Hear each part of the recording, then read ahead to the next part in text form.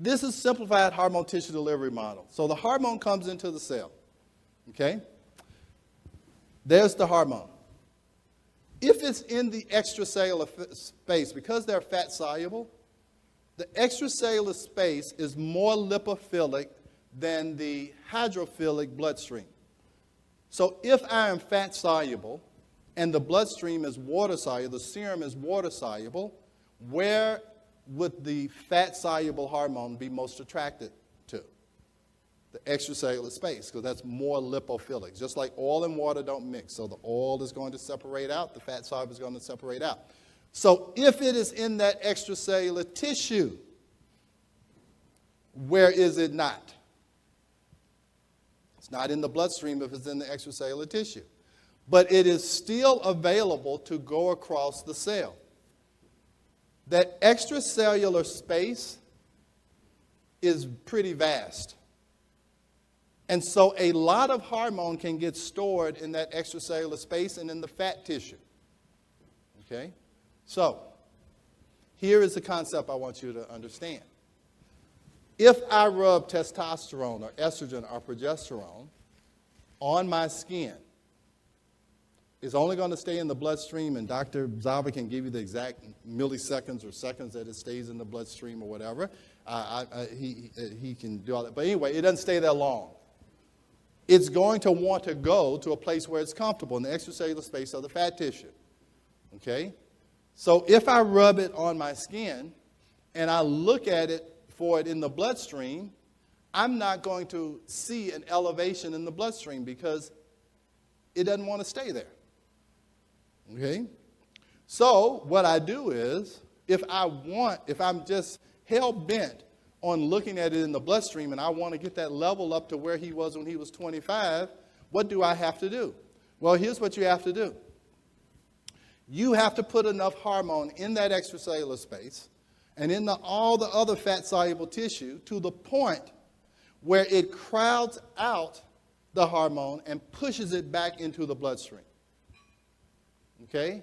If you mix oil and water and you concentrate it enough and put enough pressure on it, you will begin to get micelles of oil back into the hydrophilic water. So the only way you're going to get that testosterone level back to where that person was at 25 is you've got to saturate the tissue, and then it will start going back into a uncomfortable space, which is in the blood. Pharmacist, can you tell by the dosage that the doctor writes how they're monitoring the hormone?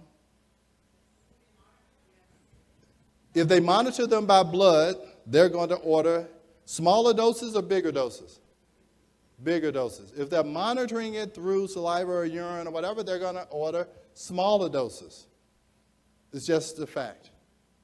Because the only way you can get that blood level up is you've got to first saturate all the other tissue. I can't tell you how many patients come in and say, my doctor says I'm not absorbing the hormone. I had one lady, I promise you, I can show you her levels. She came in because her husband was afraid of her because he thought that she was going to hurt him. And the doctor kept telling her that she wasn't absorbing testosterone. And a few other things. One other thing happened is that she noticed that she went from soprano in the church choir to alto, and she was just about to get moved to the baritone section. And they kept telling her that she wasn't absorbing testosterone. And we looked for it in a place where the action is, and we saw that her testosterone level was about 7,000. And it took literally 3 years to get her testosterone level down. And I can show you, and if I do my hormone lecture, I can show you each 6 months I was bringing her in, and we finally got it back down to a normal level. And thank God hadn't been on the nightly news, murdering her husband. But anyway, all right. Now, I was going to give you this overview. How can you find out where the action is? Here's how the saliva gland works. The saliva gland, what it does is, and again, I'm just going to give you the little synopsis. If you want to know how it really works, ask Dr. Mead or Dr. Zava. They do this stuff every day and been doing it for a long time. But fat-soluble hormone that goes in the cell, because remember, as long as it's in the extracellular space, it's available, but it's not really doing anything. Okay, so that's not a good measure either. You want to know what got into the cell. The funny thing about the saliva gland, the acinar cells, those yellow things up there, the acinar cells of the saliva gland, they are in equilibrium. Fat-soluble hormone in that cell is in equilibrium with the saliva. So you can get a little biopsy of how much hormone is in a tissue by looking at the saliva.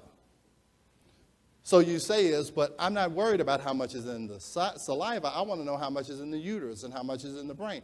But the way this works is, and he can tell you all the studies, I'm just going to believe me. I've listened to a lot of lectures and all this. What happens is if you know the normal range in the saliva, and if that is in the normal range, then you can be pretty assured that the range is normal in the other tissue. Yes, the uterus is going to concentrate estrogen and progesterone more than other tissues, but it's going to give you an idea that if the saliva is way out of bounds, then probably the uterus is way out of bounds. If the saliva is way under or over, you can extrapolate that out into other tissues. So it's almost like taking a tissue biopsy where you don't have to do anything invasive, okay? So this is telling, because where did I tell you the action takes place? In the cell. So you want to know how much is available to the DNA, and those acinar cells of the saliva gland give you that opportunity. Now, you can say what you want. We can talk about urine. I'm not going to get into big discussions, but I'm going to tell you my career changed when I understood this. It changed my whole career.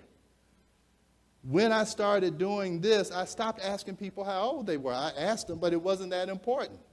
What was important is what was the action of the hormones. Because I understood this, I didn't put every man I saw on testosterone.